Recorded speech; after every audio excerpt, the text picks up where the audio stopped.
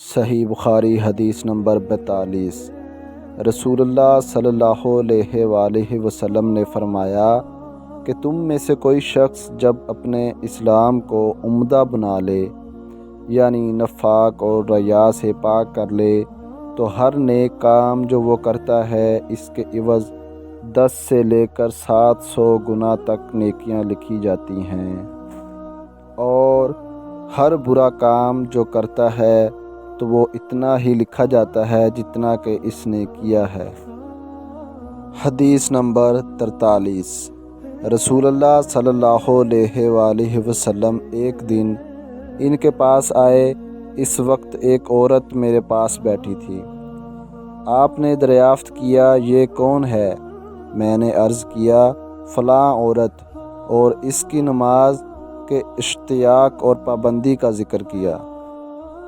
آپ نے فرمایا، ٹھہر جاؤ، سن لو کہ تم پر اتنا ہی عمل واجب ہے جتنے عمل کی تمہارے اندر طاقت ہے۔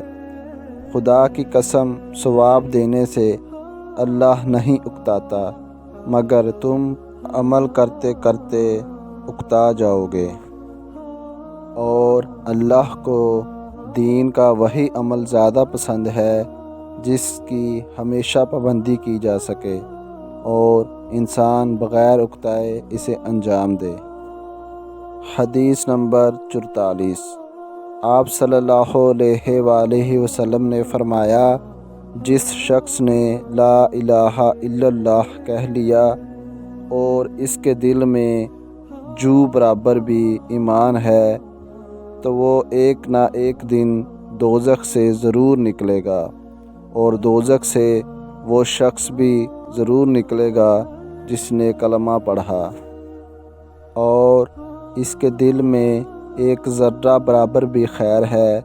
حضرت امام ابو عبداللہ بخاری رحمۃ اللہ علیہ فرماتے ہیں کہ ابان نے باروایت قتادہ بواسط حضرت انس رضی اللہ عنہ رسول اللہ صلی اللہ علیہ وآلہ وسلم سے خیر کی جگہ ایمان کا لفظ نقل کیا ہے۔ حدیث نمبر 45۔ ایک یہودی نے ان سے کہا کہ اے امیر المؤمنین، تمہاری کتاب قرآن میں ایک آیت ہے جسے تم پڑھتے ہو، اگر وہ ہم یہودیوں پر نازل ہوتی تو ہم اس کے نزول کے دن کو یوم عید بنا لیتے۔ آپ نے پوچھا، وہ کون سی آیت ہے؟ اس نے جواب دیا، سورہ مائدہ کی یہ آیت ہے، آج میں نے تمہارے دین کو مکمل کر دیا اور اپنی نعمت تم پر تمام کر دی، اور تمہارے لیے دین اسلام پسند کیا۔ حضرت عمر رضی اللہ عنہ نے فرمایا کہ ہم اس دن اور اس مقام کو خوب جانتے ہیں جب یہ آیت رسول اللہ صلی اللہ علیہ وآلہ وسلم پر نازل ہوئی۔ اس وقت آپ صلی اللہ علیہ وآلہ وسلم عرفات میں جمعہ کے دن کھڑے ہوئے تھے۔ تو اگر میری ویڈیو اچھی لگی ہے تو اسے لائک کریں، اور اگر چینل پر نیو ہے تو پلیز سبسکرائب کریں۔ ہمارے چینل پر صحیح مسلم کی احادیث اور مختصر شارٹس میں واقعات آتے رہتے ہیں، آپ ہمارے چینل کو ضرور وزٹ کریں۔